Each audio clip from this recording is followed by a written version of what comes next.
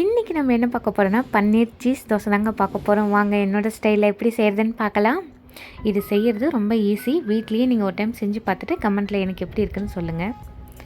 இப்போ அடுப்பில் ஒரு பேன் வச்சுட்டு அதில் கொஞ்சமாக எண்ணெய் சேர்த்துட்டு ஒரு 10 பல் பூண்டை சின்ன சின்னதாக கட் பண்ணி அதோடு சேர்த்துக்கிறேன். ஒரு மீடியம் சைஸ் பெரிய வெங்காயத்தை சின்ன சின்னதாக கட் பண்ணி அதோடு சேர்த்துக்கிறேன்.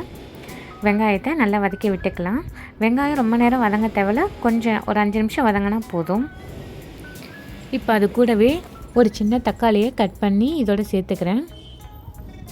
இப்போது ஒரு பச்சை மிளகாவை இந்த மாதிரி கட் பண்ணி இதோடு சேர்த்துக்கலாம். இப்போ இதையும் நல்லா வதக்கி விட்டுக்கலாம்.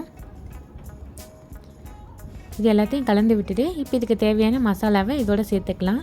அதுக்கு 1 டீஸ்பூன் மிளகாத்தூள், 1/2 டீஸ்பூன் சீரகத்தூள், 1/4 டீஸ்பூன் கரம் மசாலா போதும். இவ்வளோ தான் மசாலாவை. இது எல்லாத்தையும் சேர்த்து நல்லா கலந்து விட்டுக்கலாம். எல்லாத்தையும் கலந்து விட்டதுக்கப்புறம் இதுக்கு தேவையான உப்பையும் இதோடு சேர்த்து கலந்து விட்டுக்கலாம். மசாலா இந்த மாதிரி நல்லா கலந்து விடுங்க. இப்போ இது கூட எடுத்து வச்ச பன்னீரையும் சேர்த்துக்கிறேன். இதையும் சேர்த்து நல்லா கலந்து விட்டுடலாம். ஒரு 5 நிமிஷத்துக்கு நல்லா வதக்கி விடுங்க.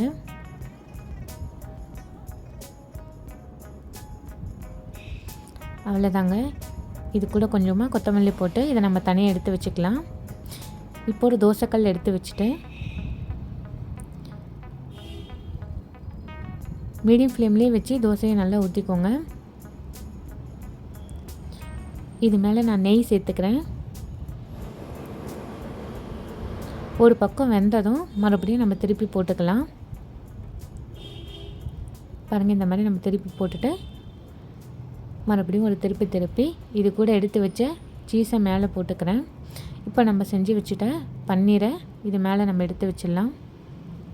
இப்போ எல்லா இடமும் படுற மாதிரி இந்த மாதிரி ஸ்ப்ரெட் பண்ணி விடுங்க.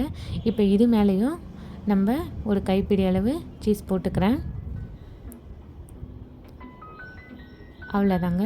அப்படியே ஒரு மடி மடிச்சிங்கன்னா நம்மளோட ஈஸியான பன்னீர் சீஸ் தோசை ரெடி ஆகிடுச்சு. இந்த மாதிரி இன்னொன்று சுட்டு எடுத்துக்கிறேன்.